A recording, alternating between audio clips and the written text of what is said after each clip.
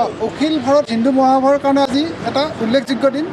আজি এই উল্লেখযোগ্য দিনটোত ৭৬তম স্বাধীনতা দিৱসত তেখেতসকলে অসমৰ বিভিন্ন প্ৰান্তৰ সদস্যসকল আমাৰ ইয়াতে নাৰেংগীত লগ হৈছেহি। মোৰ লগত আছে লক্ষী মুছাহাৰী, তেখেত কনভেনৰ, আৰু তেখেতক মই দুআষাৰ ক'বৰ কাৰণে অনুৰোধ জনাইছোঁ। নমস্কাৰ, মই অসম প্ৰদেশৰ কনভেনাৰ হয় অখিল ভাৰত হিন্দু মহাসভাৰ।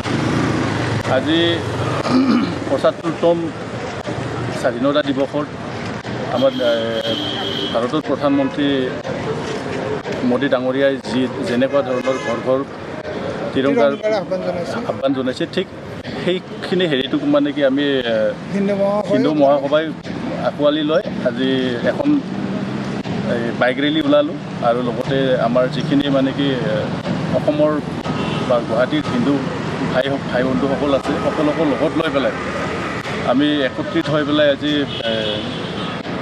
পতাকা উত্তোলন কৰিছোঁ। গতিকে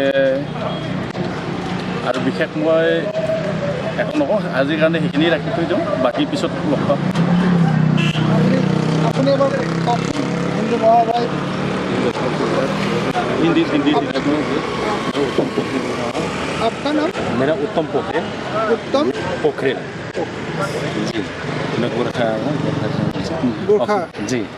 अखिल भारत 1975 75वां साल का उत्सव मनाने के लिए हम अखिल भारत हिंदू महासभा बजरंग दल IAS मीटिंग से हम आज रैली बनाया इसलिए सब हिंदू का एकजुट। मैंने आप लोग हिंदू के लिए काम करेगा, हिंदू धर्म का और आपका गुरु है बाल ठाकरे।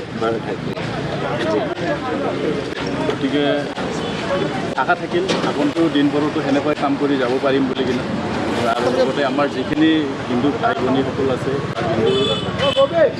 হেৰি আছে, গোটেইখিনি একত্ৰিত কৰি পেলাই আমি হিন্দুৰ হৈ কাম কৰি আগবাঢ়ি যোৱাত আপোনালোকক সহায় কৰক, আপোনালোকক আমাক লাগিব। গতিকে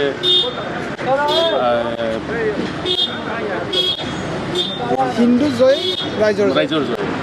গতিকে সেইটোৰ কাৰণে এতিয়া মানে কি আমি যিখিনি আমাৰ কৰ্মকৰ্তা ল'ৰা ছোৱালী যিখিনি মানে কি হেৰি কৰিছিল, আগবাঢ়ি আছে, তেখেতসকলক আজি মানে কি কষ্ট যেনেকুৱা কৰাইলোঁ মই, ঠিক তেনেকুৱা ধৰণৰ মানে কি ভজনৰ ব্যৱস্থা কৰাইছোঁ।